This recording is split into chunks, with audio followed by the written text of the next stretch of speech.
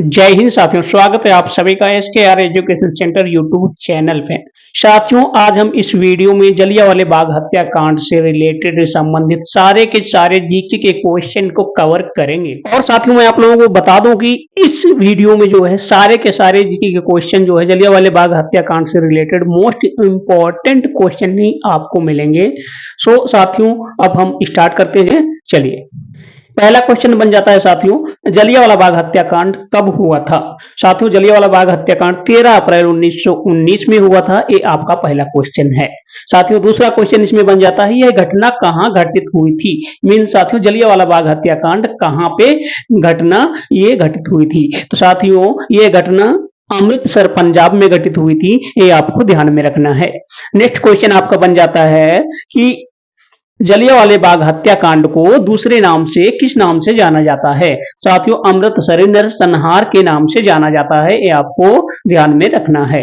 और next question आपका एक और बन जाता है कि लेटेस्ट क्वेश्चन है, साल 2024 में जलियांवाला बाग की कौन सी वर्षी मनाई गई थी। साथियों, 105वीं वर्षी मनाई गई थी। ये आपको ध्यान में रखना है। यदि अभी तक आपने वीडियो को लाइक नहीं किया तो लाइक कर दीजिए और चैनल को भी सब्सक्राइब कर दीजिए और साथियों बेल आइकन को भी प्रेस कर दीजिए ताकि ऐसे ही महत्वपूर्ण वीडियो की नोटिफिकेशंस आप तक आती रहें। साथियों, जलियांवाला बाग हत्याकांड एक दर्दनाक घटना थी जो अमृतसर के जलियांवाला बाग में हुई थी। साथियों, इस घटना में ब्रिटिश सैनिकों ने निहत्थे भारतीयों पर गोलीबारी की, जिसमें सैकड़ों लोग मारे गए थे और बहुत सारे लोग घायल हुए थे। साथियों, इस घटना का मुख्य कारण रोलेट एक्ट था। साथियों, रोलेट एक्ट एक ऐसा कानून था जो ब्रिटिश सरकार ने लागू किया था। इस कानून के तहत भारतीयों को बिना किसी मुकदमे के जेल में डाला जा सकता था, या यूं कह सकते हैं कि यह कानून बिना मुकदमे के किसी भी व्यक्ति को गिरफ्तार करने और कैद करने में रखने की अनुमति देता था। भारतीयों ने इस कानून के खिलाफ विरोध प्रदर्शन किया, जिसमें कई लोगों ने भाग लिया।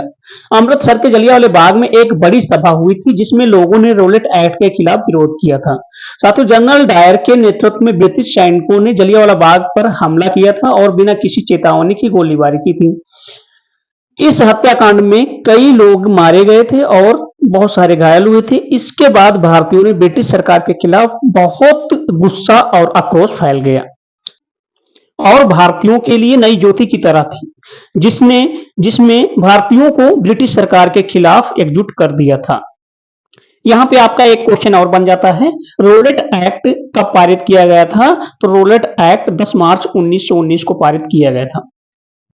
साथियों, फिर एक नेक्स्ट क्वेश्चन बन जाता है कि इस सभा का गठन क्यों किया गया था। साथियों, इस सभा का गठन या फिर यूं कहें कि लोग जलियांवाला बाग में इकट्ठा क्यों हुए थे। साथियों, ये जो रोलेट एक्ट था इसका विरोध करने के लिए जो है इकट्ठा हुए थे। एक क्वेश्चन और आपका बन जाता है। साथियों, एक क्वेश्चन और बन जाता है कि इस सभा का नेतृत्व किसने किया था। साथियों, इस सभा का नेतृत्व महात्मा गांधी जी ने किया था। यह भी आपको ध्यान में रखना है। साथियों, एक क्वेश्चन और बनता है कि 13 अप्रैल 1919 में जलियांवाला बाग में आयोजित सभा किन दो व्यक्तियों को गिरफ्तार करने के विरोध में आयोजित हुई थी। साथियों, आपका जो है आंसर हो जाएगा डॉक्टर सैफुद्दीन किस्लू और डॉक्टर सत्यपाल।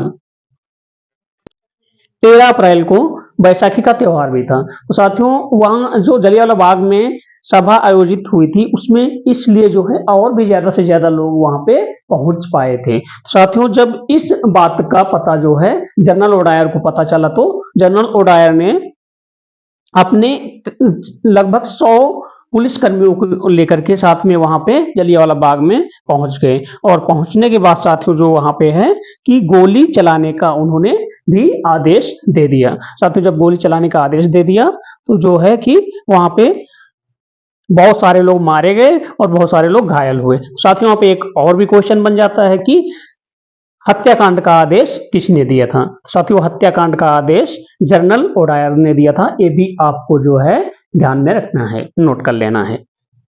नेक्स्ट क्वेश्चन आपका एक और बन जाता है कि जलियांवाला बाग हत्याकांड के समय लेफ्टिनेंट गवर्नर कौन थे। साथियों, जलियांवाला बाग हत्याकांड के समय जो है lieutenant governor sir Michael O'Dwyer थे। ये भी आपको ध्यान में रखना है। और साथियों, एक क्वेश्चन और इसमें नेक्स्ट क्वेश्चन हो जाता है, इस घटना में कितने लोग मारे गए थे। तो साथियों, इस घटना में सरकारी आंकड़ों के अनुसार 379 लोग मारे गए थे और असली संख्या जो थी 1000 से अधिक मानी जाती है। साथियों, और इसके बाद फिर एक क्वेश्चन और जो बन जाता है, नेक्स्ट क्वेश्चन बन जाता है कि महात्मा गांधी जी ने इस घटना के बाद क्या कदम उठाया था।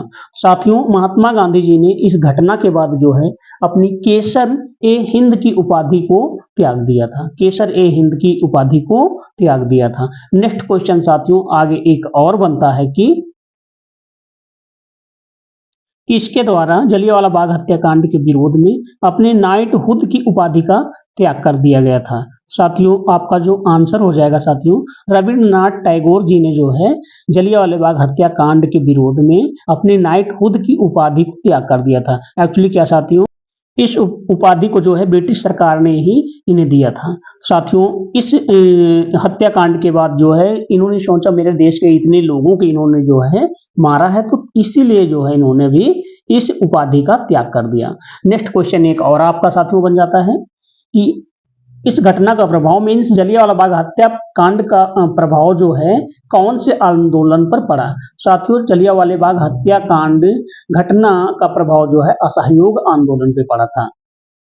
इस घटना के बाद भारतीय लोगों में बहुत ज्यादा अशांति फैल गई थी और जो है कि आक्रोश, गुस्सा बहुत ज्यादा हो गया था। बहुत ज्यादा गुस्साए हुए थे सारे लोग।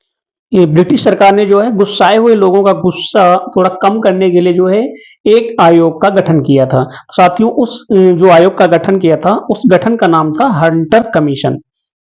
यहाँ पे एक नेक्स्ट क्वेश्चन और जो है बन जाता है, नोट कर लेना। जलियांवाला बाग हत्याकांड की जांच के लिए जो है कौन सा आयोग गठित किया गया था। साथियों, हंटर कमीशन आयोग का गठन किया गया था, ये आपको ध्यान में रखना है। नेक्स्ट क्वेश्चन आपका बन जाता है, जलियांवाला बाग हत्याकांड की जांच के लिए बनाई गई कमेटी में कुल कितने सदस्य थे। साथियों, वेरी इंपॉर्टेंट क्वेश्चन है, इसको जरूर नोट कर लेना।